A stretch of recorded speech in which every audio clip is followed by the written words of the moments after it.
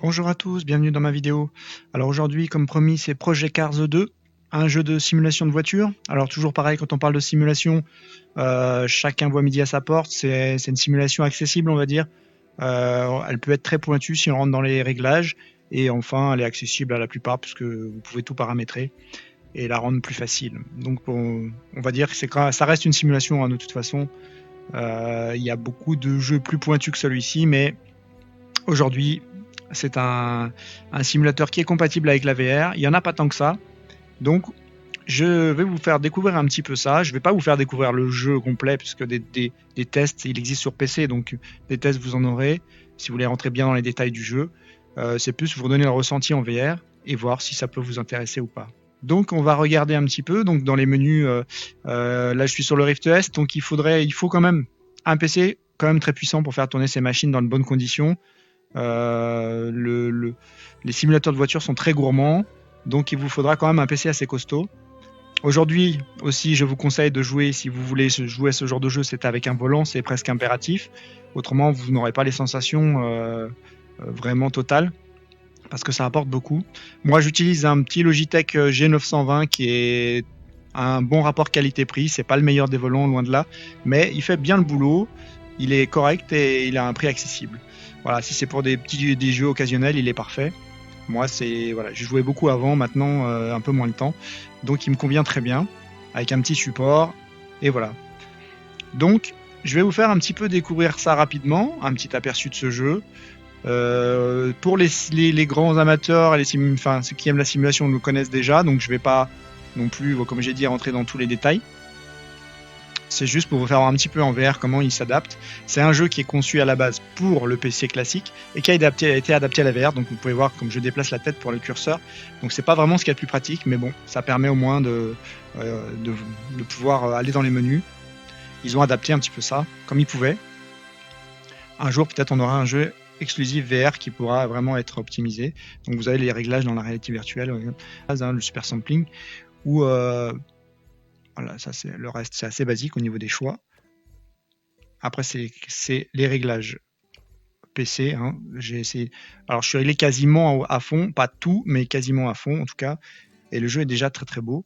Avec la combinaison volant, le Rift S et un PC qui tourne bien, on a de très bonnes sensations. Après, on peut toujours faire mieux, mais on peut faire aussi moins bien. Donc, c'est un très bon jeu.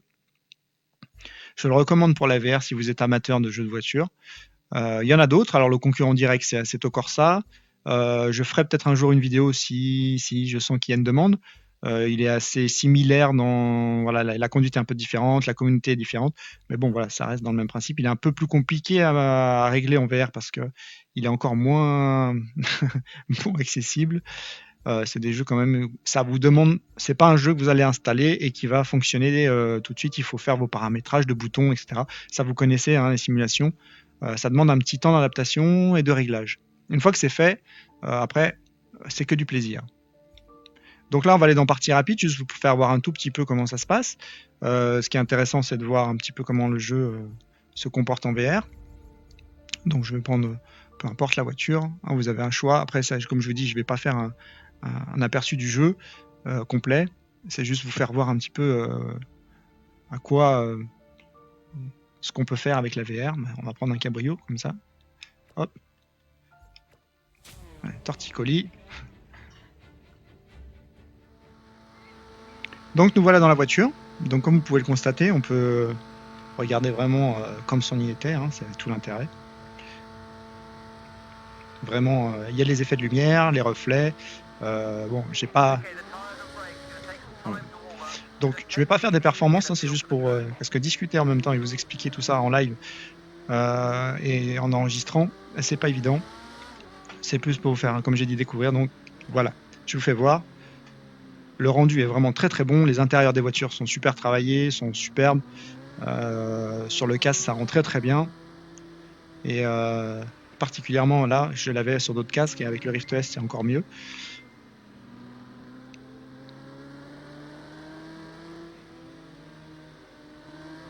Donc vous pouvez regarder absolument partout.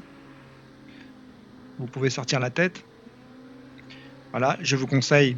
Alors, il y a plusieurs vues au choix, mais en VR, Je pense qu'on n'en aurait pas beaucoup. Bon, celle-ci n'a aucun intérêt.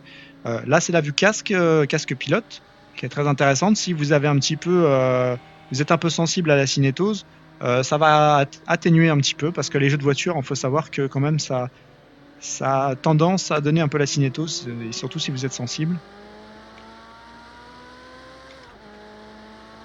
Le rendu est vraiment très très bon, hein, c'est très net. Alors évidemment, on reste dans de la VR, alors donc on ne compare pas à des écrans 4K sur PC à fond avec en réglage ultra, etc. Parce que là, même si je suis réglé en à peu près tous les réglages, ça reste un casque VR. Mais c'est franchement déjà très jouable, très agréable. Et comme je peux vous confirmer qu'on peut faire des meilleurs temps en VR que sur un écran classique. Donc ça veut dire quand même qu'il y a possibilité de s'amuser.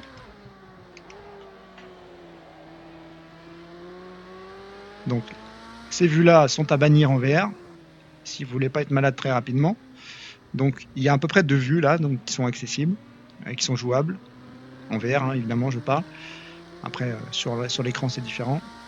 Mais bon, vu que c'est une simulation, les vues intérieures sont quand même les plus recommandées, enfin les plus réalistes.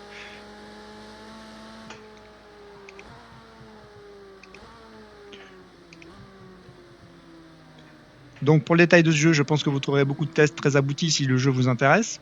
Il est vraiment compatible avec la VR, donc ça fonctionne plutôt bien, même si, comme j'ai dit, il faut pas mal faire de petits bidouillages, de réglages, pour qu'une fois qu'on est à l'intérieur, on n'ait pas à chercher ses boutons, puisque là, je suis un peu aveugle par rapport à mon volant. Et je n'ai pas, voilà, il faut connaître un peu les boutons où ils sont placés, les régler selon ses goûts, parce que si on en a besoin pendant la conduite. Après, là, ça reste du basique puisque si j'accélère, je freine et je tourne. Mais après, si vous voulez réellement rentrer dans le jeu, il y a quelques autres réglages qu'il faudra adapter, comme recentrer la vue parfois. En VR, ça peut être très utile. Mais bon, tout ça est réglable, paramétrable à volonté. Voilà, je fais n'importe quoi.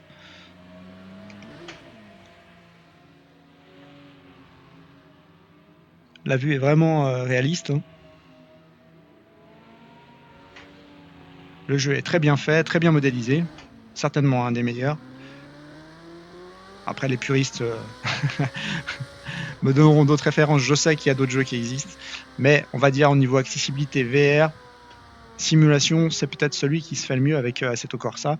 Et Assetto Corsa est peut-être encore un petit peu plus compliqué parce qu'il faut régler encore plus de choses pour que ce soit jouable en VR. Même si, une fois que tout est fait, il est tout aussi agréable.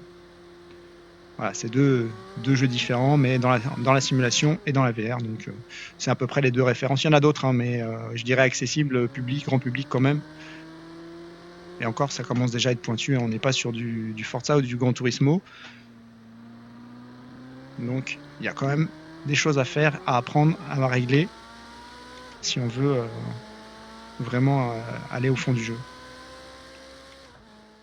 Voilà nos de retour dans le menu. Donc, comme dans tous les jeux de simulation classiques et de voiture, on peut choisir la voiture, le circuit, on peut choisir donc tout ce qui est paramètres de temps, de jour, de nuit. Après, une sorte de course, si on veut faire des championnats, on peut jouer en ligne. Voilà, il y a beaucoup de courses en ligne. Vraiment, c'est très très bien. J'ai joué en ligne en VR, ça passe très très bien.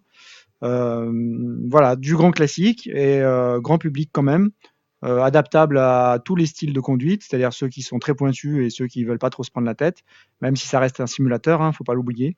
Enfin, ça fait partie de la catégorie des simulations. Donc voilà, un bon petit jeu de voiture si vous n'avez pas encore testé ou si, en tout cas en VR, il vaut le coup. Alors je vous dis bah, à une prochaine pour une autre vidéo, un autre style. Et bah, si vous avez aimé, n'hésitez pas à liker, à partager, à vous abonner, enfin le grand classique, voilà, ou pas. Et je vous dis à bientôt et pour des prochaines vidéos.